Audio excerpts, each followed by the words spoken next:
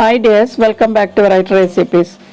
പുല്ല് പഞ്ഞപ്പുല്ല് എന്നൊക്കെ പറയാറുള്ള റാഗി കൊണ്ടൊരു നല്ലൊരു ബ്രേക്ക്ഫാസ്റ്റ് ആണ് ഇന്ന് ഷെയർ ചെയ്യാൻ പോകുന്നത്. ശരീരഭാരം കുറയ്ക്കാൻ വളരെ നല്ലൊരു മീലാണിത്. അപ്പോൾ നമുക്കിത് എങ്ങനെയാണ് ഉണ്ടാക്കുന്നതെന്ന് നോക്കാം. ഞാൻ 1/2 കപ്പ് റാഗിയാണ് എടുത്തിരിക്കുന്നത്. കഴുകി വൃത്തിയാക്കി അതിനുശേഷം ഞാൻ ഉണക്കി എടുത്തതാണ്. ഇത് നമുക്കൊന്ന് റോസ്റ്റ് ചെയ്തെടുക്കാം. പാനിലേക്ക് ഇട്ടിട്ട് മീഡിയം ഹീറ്റിൽ നമുക്കിതൊന്ന് നന്നായിട്ട് റോസ്റ്റ് ചെയ്യാം. ഇത് ഇടയ്ക്കിടയ്ക്ക് ഇങ്ങനെ പൊട്ടി വരുന്ന സമയത്താണ് നമ്മളിത് ഓഫ് ചെയ്യേണ്ടത്. നന്നായി ചൂടായി കഴിയുമ്പോഴേക്കും ഈ റാഗി ഓരോന്നും പൊട്ടി തുടങ്ങും, അതിൻ്റെ കളറ് ചേഞ്ച് ആകാൻ തുടങ്ങും. ആ സമയത്ത് നമ്മൾ സ്റ്റവ് ഓഫ് ചെയ്തിട്ട് പാനിൽ തന്നെ ഇരുന്ന് തണുത്ത് കഴിയുമ്പോഴേക്കും നമുക്കിത് പൊടിച്ചെടുക്കാം. ഇപ്പോൾ ഏകദേശം ഇത് തണുത്തിട്ടുണ്ട്. നമുക്കിതൊരു മിക്സിയുടെ ചെറിയ ജാറിലേക്ക് ഇടാം. കുറച്ചായതുകൊണ്ട് നമുക്ക് ചെറിയ ജാറിലിട്ട് പൊടിച്ചാലും മതിയാകും. പിന്നെ റാഗിയുടെ പൊടിയും കിട്ടും കേട്ടോ. പക്ഷെ നമ്മളിതിങ്ങനെ പൊടിച്ചെടുക്കുന്നത് തന്നെയാണ് നല്ലത്. അപ്പം ഞാനിത് തണുത്തതിന് ശേഷം ഞാൻ ചെറിയ ജാറിലേക്ക് ഇടുവാണ്.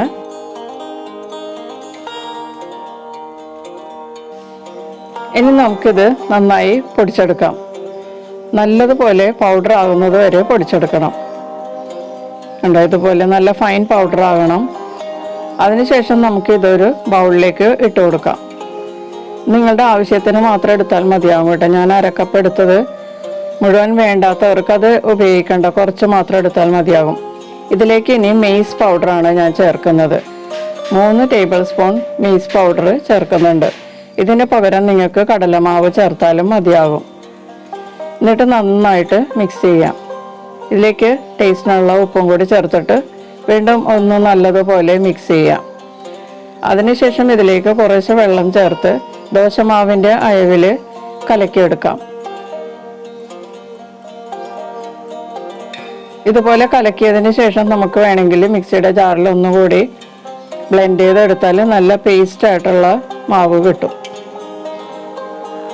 ഞാനിതിപ്പോൾ കലക്കിയിട്ട് ഡയറക്റ്റ് ഇതിനകത്തേക്ക് ചേർക്കാനുള്ള സാധനങ്ങളൊക്കെ ചേർക്കുകയാണ്. നിങ്ങൾക്ക് വേണമെങ്കിൽ മിക്സിയുടെ ജാറിൽ ഒന്ന് ബ്ലെൻഡ് ചെയ്തെടുത്താൽ നല്ല പേസ്റ്റ് ആയിട്ടുള്ള ബാറ്റർ കിട്ടും. ഇനി നമുക്ക് ഇതിലേക്ക് ആവശ്യമുള്ള വെജിറ്റബിൾസ് ഒക്കെ ചേർക്കാം. ഞാനൊരു മീഡിയം സവാള കൊത്തിയരിഞ്ഞത് ചേർത്തിട്ടുണ്ട്. പിന്നെ ഒരു മീഡിയം ക്യാരറ്റും ഗ്രേറ്റ് ചെയ്തെടുത്താണ്, അതും ചേർത്തിട്ടുണ്ട്. പിന്നെ കുറച്ച് കോറിയൻഡർ ലീവ്സും ചെറുതായി ചോപ്പ് ചെയ്തത് ചേർക്കുക. ഒരു ചെറിയ കഷ്ണം ഇഞ്ചി ഒരു ടേസ്റ്റിന് വേണ്ടിയിട്ട് ചേർക്കാം. പിന്നെ ഒരു പച്ചമുളകാണ് ഞാൻ കൊത്തിയരിഞ്ഞത് ചേർത്തത്, എരിവിന് വേണ്ടിയിട്ടാണ്. അത് കൂടുതൽ വേണ്ടവർക്ക് കൂടുതൽ ചേർക്കാം. പിന്നെ ഇതിലേക്ക് വേണമെങ്കിൽ ക്യാബേജൊക്കെ പൊടിയായിട്ട് അരിഞ്ഞിട്ട് ചേർക്കാവുന്നതാണ് കേട്ടോ. നിങ്ങൾക്ക് ഇഷ്ടമുള്ള വെജിറ്റബിൾ, പെട്ടെന്ന് വേകുന്ന ഏത് വെജിറ്റബിളും ചേർക്കാം. അതിനുശേഷം ഇതിലേക്ക് 1 ടീസ്പൂൺ കരിഞ്ജീരകം ചേർക്കുക. കരിഞ്ജീരകത്തിൻ്റെ ഗുണം എല്ലാവർക്കും അറിയാവുന്ന ഞാൻ വിശ്വസിക്കുന്നു. വളരെ നല്ല ഗുണങ്ങളുള്ള ഒരു ജീരകമാണ്, അത് ചേർക്കുക. പിന്നെ നിങ്ങൾക്ക് വേണമെങ്കിൽ ചെറിയ ജീരകവും ചേർക്കാം. ഇതിലേക്ക് ഇനി 2 മുട്ട ചേർത്തിട്ട് നന്നായിട്ടൊന്ന് മിക്സ് ചെയ്യാം. മുട്ട ചേർക്കാൻ താല്പര്യമില്ലാത്തവർ അത് അവോയ്ഡ് ചെയ്യുക. പകരം പുളിയില്ലാത്ത കട്ട തൈര് 1/2 കപ്പ് ഉടച്ച് ഇതിലേക്ക് ചേർത്താൽ മതിയാകും.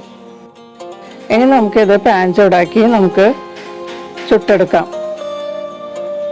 ഞാനൊരു ഫ്രൈങ് പാനാണ് ചൂടാക്കി ഇതിലേക്ക് 1.5 തവി വീതം ഒഴിച്ചിട്ട് നമുക്ക് ഇതുപോലെ പരത്തിയെടുത്തിട്ട് ചുട്ടെടുക്കാം. ഇതിലേക്ക് 1 ടീസ്പൂൺ എണ്ണ ചേർത്ത് കൊടുക്കാം.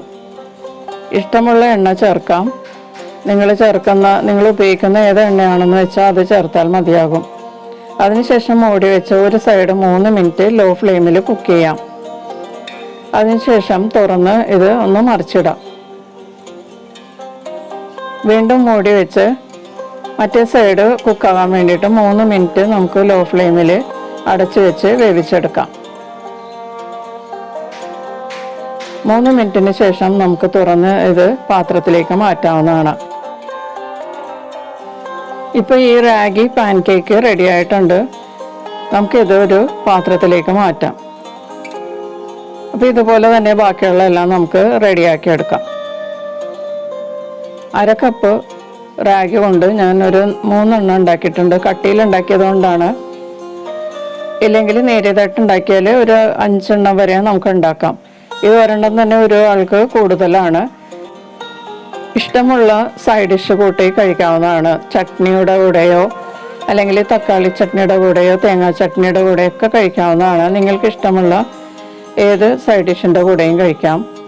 കറി ഇല്ലാതെയും നമുക്ക് കഴിക്കാം. ഇതുപോലെ ഇങ്ങനെ ഒടിച്ചെടുത്ത് കഴിക്കാം. നല്ല ക്രഞ്ചി ആയിട്ടാണ് ഇരിക്കുന്നത്. പിന്നെ വേണമെങ്കിൽ ചായയുടെ കൂടെയും കഴിക്കാം. ഈ വീഡിയോ നിങ്ങൾക്ക് ഇഷ്ടപ്പെട്ടെങ്കിൽ വീഡിയോയെക്കുറിച്ചുള്ള അഭിപ്രായം കമൻറ്റ് ബോക്സിൽ രേഖപ്പെടുത്തുക. ആദ്യമായിട്ടാണ് ഈ ചാനൽ കാണുന്നതെങ്കിൽ ഒന്ന് സബ്സ്ക്രൈബ് ചെയ്ത് ബെല്ലൈക്കനും എനേബിൾ ചെയ്യുക. വീണ്ടും നമുക്ക് മറ്റൊരു റെസിപ്പിയുമായിട്ട് കാണാം. Thanks for watching. ബൈ.